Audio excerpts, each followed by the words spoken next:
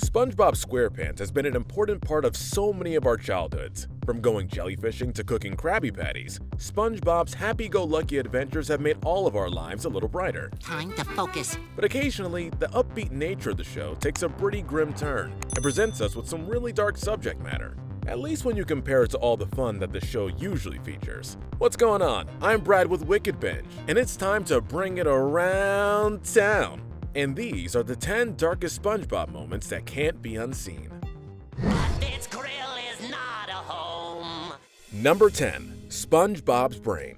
This may be the first one on the list, but it really leaves an impact. In one episode, SpongeBob works for Plankton, and we see some messed up brain surgery gone really wrong. What? Everything started when Mr. Krabs played cards against Plankton. Supposedly, Plankton is the worst card player in Bikini Bottom, losing every single card game every Thursday night for 15 years in a row. Between you and me, Plankton is the worst card player in Bikini Bottom. But whoopsie. The next morning, Mr. Krab tells SpongeBob that he lost, and now our spongy buddy has to work for Plankton because Mr. Krabs bet his contract. Yikes. When SpongeBob doesn't want to cook any Krabby Patties for Plankton, he takes SpongeBob's brain out and puts it inside a robot. SpongeBob, come in here. Apparently, Plankton isn't that good at brain surgery. In the end, SpongeBob's head is bandaged and his face is all messed up, implying Plankton didn't put his brain back in the right way. But the horror doesn't stop here. Some of it is left for our imagination to figure out. If Plankton took out SpongeBob's brain and put it inside a robot, somewhere behind the scenes, a cold and lifeless body was left behind. And now that's the real stuff of nightmares. Number 9. Hallucinating insanity. Oh man, this one is really dark. SpongeBob takes his driver's license exam, which ends up in a complete disaster, as usual. Gotta pass the test, gotta pass. But Miss Pup gets the blame for his awful driving, and she even ends up in jail. To her, it's a safe haven from the hell of her regular life. No more SpongeBob, no more road rage, no more SpongeBob. SpongeBob and Patrick don't understand that though, so they try to rescue her repeatedly. Guards think she's insane and throw her in an isolation cell. There, she really does lose her mind. The padded walls inside the cell start to look like they're made of sponge, and each one has SpongeBob's laughing face on it. Then, totally hallucinating, she sees the car crash at the beginning of the episode again, and then again. Yeah, she's really lost it. This episode finishes with Miss Pup resigning herself to insanity. Forget it. Some fans felt this dark episode actually implied that all the moments in jail were hallucinations, while still falling off the cliff. That means the episode ends with her still falling, and we really don't have any idea what happened with her. Number 8. The Flying Dutchman. The Flying Dutchman's ship breaks down, and he has to take temporary residence in SpongeBob's pineapple. At first, he tries a few mildly scary tactics to frighten SpongeBob.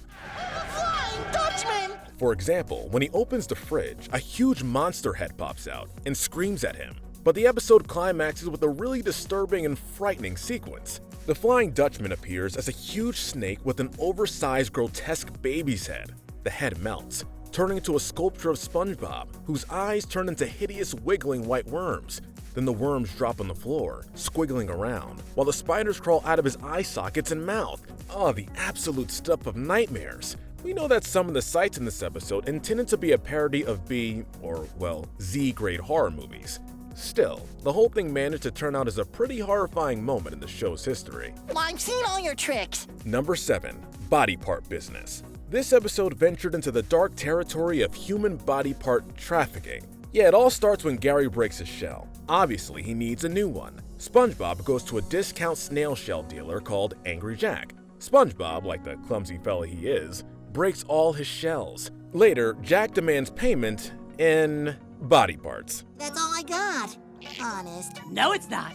You got 2 arms and 2 legs. Yes, he takes one of his arms and legs, his heart that actually looks realistic, one eyeball, and finally, his clothes. I'll also need some internal organ. Let's leave the obvious pun with the cost of an arm and a leg aside, but what will Jack do with all these body parts? Talk about dark. Number 6. Body possession. Plankton is never up to anything good. I'm the evil genius around here. In Season 7, he gets a new plan to find out the Krabby Patty's secret formula. He wants to get inside Mr. Krabs but misfires and take over SpongeBob's senses. At first, he causes SpongeBob's eyes to turn pitch black. He panics. Then Plankton takes over his hearing, which is super creepy in itself. Finally, the eardrum. Finally, he decides to take over the brain. Inside the brain, there's a complete version of SpongeBob's house, completely made out of brain matter, even including Gary. But even that's not enough for old Plankton. That's disgusting. He plugs his sense-stealing device into SpongeBob's heart, becoming something resembling SpongeBob, complete with a very unnerving transformation sequence. So warm and fuzzy. Later on, he becomes Patrick as well, which is admittedly funny. But still, it won't erase the nightmare that SpongeBob's bodily possession gave us in the first place. Number 5. Krabby Patty Zombies. Could something involving zombies not be dark? Sandy creates a new Krabby Patty. There it is! Your new patty!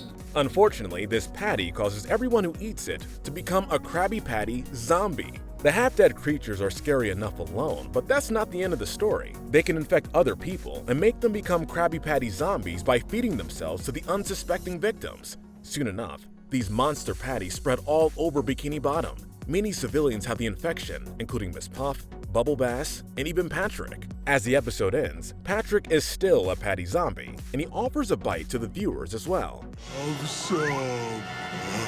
Now, this could mean two things. One, the zombies may still be out there, we don't know if there's enough curing chum available. And two, we probably need to round up all the people who saw at least the ending of Krabby Patty Creature Feature. The pandemic is real. I told myself I'd never eat here. Number 4. Frozen Body of Squidward.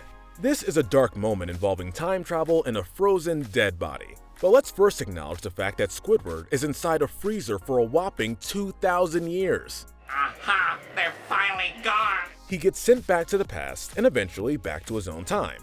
No worries, right? Well, think again. What actually happened is that there are now 2 Squidwards.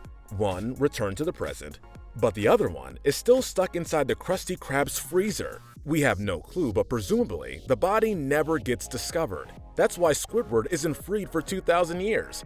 Basically, after that particular episode, the freezer contains a frozen double body of Squidward. Don't tell the customers. And the whole story gets even worse after another episode. In that one, SpongeBob says he checked every freezer in the Krusty Krab. Now, factor in the IQ level of SpongeBob in some situations, and it doesn't sound far-fetched at all that he saw a frozen Squidward inside one of the freezers and nothing registered in his mind. I checked the freezer, the spare freezer, the backup freezer, the extra freezer, the rear freezer, the micro freezer, and the freezer under the stairs! Number 3. April Fools. In the episode Fools in April, SpongeBob really gets on Squidward's nerves with all the pranks. In turn, Squidward decides to teach him a lesson, showing what a real prank really looks like. I'm gonna show him what a real prank is all about! He sets up a rope trap that has a blob of mustard in the middle. SpongeBob goes to clean the mess up, but his legs get caught in the lasso. Then, Squidward cuts a rope that triggers a chain reaction. SpongeBob flies around the restaurant and collides with all the stuff lying around, and finally ends up in the garbage can.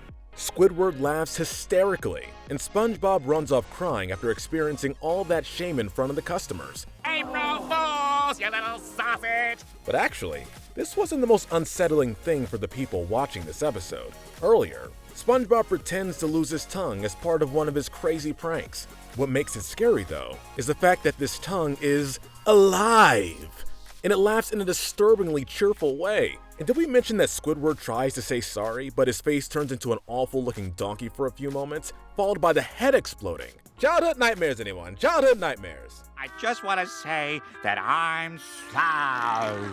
Number 2. Dead Snails. This episode involves murderous grandmas. Sounds dark, right? The story starts with SpongeBob getting addicted to a crazy paddleball challenge and forgetting to feed Gary. The food bowl was constantly empty, so Gary confronted SpongeBob. But since he was so preoccupied with the stupid challenge, Gary had no other choice but to abandon him and look for food. And SpongeBob didn't even notice that his snail's gone. After some time, well, supposedly 7 to 10 days, he discovers Gary is gone. But it's too late. Hey, Pat, you ever feel like you're forgetting something? Something important? Gary was already living with a granny who feeds and pampers him.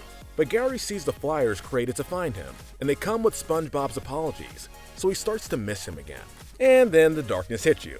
Granny's in the kitchen, getting another meatloaf for Gary. The meatloaf is almost done. Meanwhile, Gary tries to find an exit, and he somehow stumbles across a closet full of dead snail shells. At that moment, he realizes the granny is trying to fatten him up to eat them. Fortunately, he manages to escape, but we will never get over the fact that he was almost eaten by this evil old lady who tried, slowly but surely, to make him as tasty of a meal as possible. Psycho Granny. Number 1. Almost Murderers. Get ready for one of the darkest moments in SpongeBob's life. One morning, SpongeBob and Mr. Krabs get a surprise visitor. It's a health inspector, but they believe he's an imposter. He is the imposter! So they make something called a nasty patty that includes toenail clippings and seahorse radish. Tasty. Oh, hold on! I've got a jar of toenail clippings in my office! Just before the health inspector eats it, a fly goes into his mouth that chokes him, knocking him out completely. SpongeBob and Mr. Krabs believe their patty killed the inspector, so they start panicking. After blaming each other, they finally decide to take the body and bury it.